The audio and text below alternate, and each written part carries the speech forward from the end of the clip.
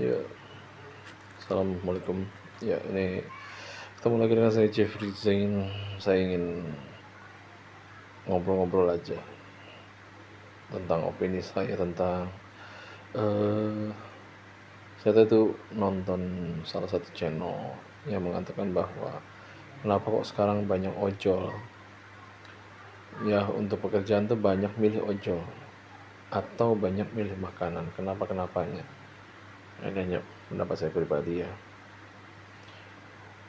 Ya, kalau kenapanya, umumnya orang kita sekarang ini itu selalu menganggap tempat kerja itu toksik, ya. Lalu mereka berpindah sana sini. Ya kalau zaman saya juga sama sih berpindah, tapi bukan karena toksik, tapi karena ingin mendapatkan penghasilan yang lebih. Itu loh. Nah sekarang adanya fenomena ojol ini, kenapa mereka memilih ojol? Karena kenyamanan bekerja, karena merasa lingkungan kerja yang ada di Indonesia sekarang itu toksik. Itu salah satu poin pertama. Dan yang kedua adalah uh, ruang kerja di Indonesia itu terbatas, kecuali Anda adalah bagian dari keluarga si pemilik perusahaan. Itu luas dan akan bertahan cukup lama. Ya seperti tempat saya bekerja itu yang punya keluarga. Gitu memang agak susah untuk mengandalkan orang lain. Paling kan orang lain hanya menjadi staff, keluarga yang menjabat sesuatu. Gitu loh. Ya, kalau misalnya kita lihat di jalan ya, bagaimana orang-orang kita sendiri orang Indonesia ini sangat-sangat tidak suka aturan. Paling simpel aja, berlalu lintas. Ya, kita sudah lihat pada zaman era-era saya kecil dulu, zaman Pak Harto lah bilangnya. Itu nggak ada naik motor tuh boncengan bertiga dan ditilang polisi kalau boncengan bertiga itu pasti ditilang dan mereka kita nurut. Tapi kalau sekarang enggak. Ya kan? Kalau nggak sekarang nggak, ya ada beberapa faktor yang membuat mereka jadi malas menghargai polisi. Nah, tapi itu kita nggak masalah itu ya. Tapi kita masalah taat aturannya. Terus ada lagi yang merokok di jalan. Ya ini mohon maaf nih saya sedikit kasar kalau untuk perokok yang motor ini. Ya saya selalu bilang perokok yang naik motor sambil ngerokok, yaitu benar-benar saya bilang perokok tai. Gitu. Salah satunya. Ya ntar kita bahas ini perokok-perokok tai ini. Ya, si egois hidup ya. Kalau mau mati mati aja sendiri sana, nggak usah ngajak-ngajak monyet lo perokok tai. Ya maaf ya kalau untuk yang ini saya agak kasar kasar tenaga lagi ya. Itu tadi faktor yang menjadi apa namanya, uh, kenapa ada fenomena ojol. Terus bisnis makanan, kenapa bisnis makanan? Karena paling murah, franchise-nya banyak ya, plus mungkin paling mudah, apalagi bisnis pangan ya. Ya katakan sesulit-sulitnya bisnis pangan, bisnis makanan itu masih bisa diatasi, masih bisa dipelajari lebih mudah dibanding bisnis membangun sebuah alat. Kayak misalnya mobil. Ya, di sini mobil begitu muncul anak karya anak bangsa, walaupun yang pendorong itu error gitu, tapi kan tetap itu karya anak bangsa ya, SMK lah ya, mobil SMK. Ya, atau dulu Pak Habibie bikin apa pesawat walaupun gagal dan jatuh tinggal mengakibatkan adanya korban ya. Ya Indonesia nggak bisa buat alat sendiri, nggak bisa ya. Katakan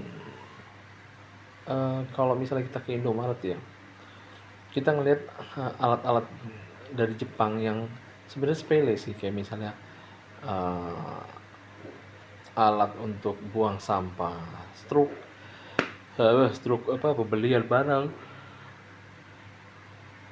Ya kalau di mall-mall ada ya, sorry, kalau di convenience store seperti Alfamart yang ada di Jepang itu ada. Kalau di kita kan enggak. Ya, itu biasanya ada di depannya itu loh. Sejenis keranjang kecil untuk membuang bekas struk belanjaan. Ya, ada. Juga gantungan-gantungan baju yang lucu. Ya saringan-saringan yang itu. Ya, mereka akan maju kalau menciptakan alat. Ya. Nah, sedangkan di Indonesia menciptakan alat itu nggak dihargai. Ya, tetap kita menjadi konsumen. Kalau misal ada orang kita yang menciptakan alat, langsung dihina, ya kan, dikata-katain, ya kan, seperti misalnya dulu Pak Habibie bikin pesawat, Indonesia bikin pesawat, nggak usah apa, nggak usah ditembak udah jatuh sendiri, ya kan, itulah hinaan apa, eh, orang kita sendiri.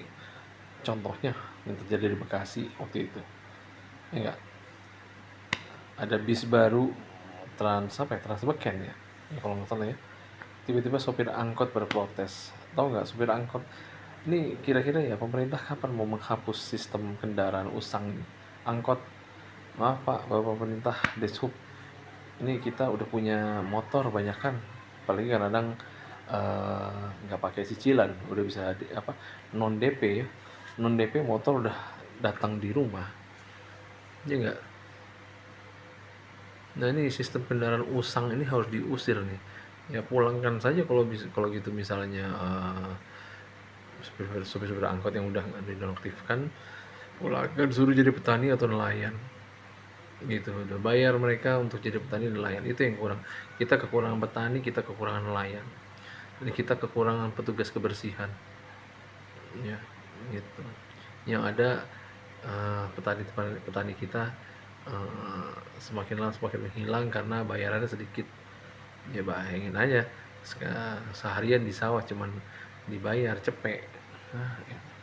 Karena bukan cepek, karena cuma 50, bahkan ada yang 30 gitu ya, gimana kita nggak kehilangan pekerjaan gitu. Belum lagi HRD-nya masih menetapkan umur, ya nggak, apalagi mohon maaf gender dikit, kalau HRD-nya perempuan itu bikin ribet, karena punya pengalaman dulu, ada punya HRD ibu-ibu, nilai matematika doang yang dinilai, apa yang dilihat supaya bisa diterima kerja. Ya pengalaman saya itu. Eh, terus itu tadi ya, selain dari apa, susahnya Indonesia ikut aturan karena pengen jadi bos. Iya, satu lagi tuh, pengen jadi bos, udah tiga ya. Nah, pengen jadi bos, selalu pengen jadi bos, kelihatan pada saat berlalu lintas, ya kan, nggak pernah mau menyetir aman, tapi berkendara cepat, bukan berkendara aman, kelihatan karena merasa yang punya jalan, jadi ingin memimpin semua jalan, gitu lah, susah ya. Atau sekali kerja resign lalu bikin kelompok lain, ya karena pengen jadi bos ya. Apalagi paling gampang bisnis pendidikan ya, apa, bangun sekolahan bareng-bareng keluarga, ya kan, lalu si keluarga jadi pemimpin yayasan gitu. Nah ini salah satunya begitu ya, makanya Indonesia nggak maju-maju karena banyak UMKM yang memang usahanya kecil-kecilan gitu loh. Badan usahanya nggak pernah besar, seperti usaha elektronik, ya kan, atau apapun lah bendanya yang dipakai untuk keperluan sehari-hari kita. Jadi itulah masalahnya ya, kalau menurut saya sih. Jadi bukan dua ya, banyak ya. Ya, susah ikut aturan, terus kemudian apa, lingkupnya keluarga, ya satu, kemudian apa, ingin jadi pemimpin salah satunya ya. Iya, jadi setiap yang ada di sini ingin jadi pemimpin, makanya gak heran kalau di Indonesia tuh sekarang lagi banyak ojol. Kenapa? Memang rileks kerjanya, nyaman, paling di jalan ngopi, ya ke warkop, udah selesai satu dua tiga penumpang, duduk santai, bisa tidur dulu, kayak gitu. Jadi yang dikejar kenyamanan, bukan apa, mengejar produksi. Ya makanya apa, tidak akan maju Indonesia kalau misalnya begini ya. uh, Mungkin itu dulu dari saya pendapatnya. Oke, sekian, terima kasih.